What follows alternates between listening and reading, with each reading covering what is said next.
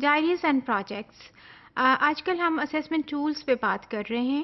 یہ کورس جو ہے یہ کلاس روم اسیسمنٹ کا ہے اور ہم نے اوپر شروع کیا تھا اس کو براڈر سینیریو سے، میکرو لیول سے، جب ہم نے اسیسمنٹ کو ڈیفائن کیا، اس کی ٹائپس کو ڈیفائن کیا اور اس کو گریجولی ہم نیرو ڈاؤن کرتے ہوئے مائکرو کانسیپٹس کی طرف جا رہے ہیں، جس میں سے کہ اسیسمنٹ ٹولز بھی ہیں. کیونکہ آپ اسیسمنٹ جب کرتے ہیں تو کیسے کریں گے؟ obviously you are going to apply certain tools. تو ہم نے اس والے جو لیکچرز آج کل چل رہے ہیں اس میں ہم ٹولز کی بات کر رہے ہیں. ایک بار ہم نے آبزرویشن پہ بات کی، پورٹ فولیو پہ بات کی.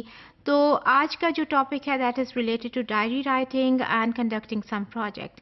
اب اس میں ایک بات جو میں اور کلیریفائی کرنا چاہتی ہوں کہ آپ کے انڈیویجول کیس میں ہو سکتا ہے کہ آپ نے کبھی پورٹ فولیو نہ بنایا ہو یا آپ نے کبھی بھی کوئی ڈائری نہ لکھی ہو، تو اسٹوڈنٹس مائٹ گیٹ کنفیوزڈ کہ ہم نے تو کبھی بنایا ہی نہیں ہے، کیا بات ہو رہی ہے.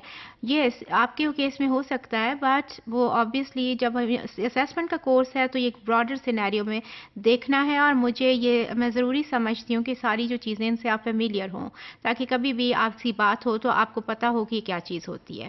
تو آج کا جو ہے یہ ڈائریز اور پروجیکٹ ہے. رائٹنگ اے ڈائری،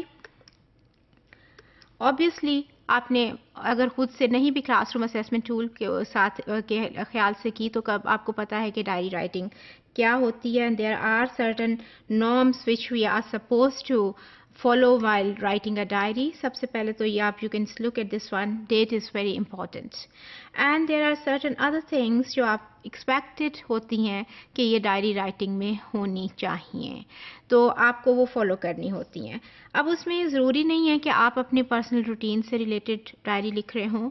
ہو سکتا ہے کہ آپ کے جب کلاس روم کانٹیکسٹ میں بات ہوتی ہے، اس کے اسیسمنٹ ٹول کے طور پہ بات ہوتی ہے، سپوز آپ کے میتھ کے ٹیچر ہیں تو وہ آپ سے کہہ سکتے ہیں کہ اوکے ہم یہ شروع کر رہے ہیں اپنا میتھ کا کورس، اور اس میں آپ کو ہوم ورک کے ساتھ ساتھ ایک یہ بھی کرنا ہے کہ ڈائری بھی لکھنی ہے. جو ہم روز کی کلاس میں پڑھتے ہیں، جو آپ کو ہوم ورک ملا ہے، جو میں نے پڑھایا، جو آپ کو سمجھ آئی، اس سارے کی آپ نے ایک ریکارڈ مینٹین کرنا ہے. تو جب آپ ان سب چیزوں کا ریکارڈ مینٹین کرتے ہیں اینڈ اوبیسلی آپ اس کی طرف جاتے ہیں کہ نیکسٹ، اب ان چیزوں کو دیکھتے ہوئے جب آپ ایک ریکارڈ مینٹین کرتے ہیں، this is also very important that please date wise کو آپ یاد رکھیے اس کے اوپر. اور جب آپ اس کو لکھتے ہیں، obviously چاہے آپ اپنی روٹین میں لکھیں کہ آج میں نے کیا کیا کیا، یا آپ اپنی میتھ کی کلاس سے ریلیٹڈ لکھیں، آپ اپنی انگلش کی کلاس سے ریلیٹڈ لکھیں، تو وہ یہ ساری چیزیں جو ہوں گی یہ آپ کو اس کو مینٹین کرتے ہوئے جب آپ لکھیں گے، اور اسی کے وہ پھر obviously آپ کی اسیسمنٹ بھی اس کے اوپر بات ہم کرتے ہیں آگے جا کے کہ کس طرح اس کی اسیسمنٹ ہوتی ہے. But there are certain things which you need to follow.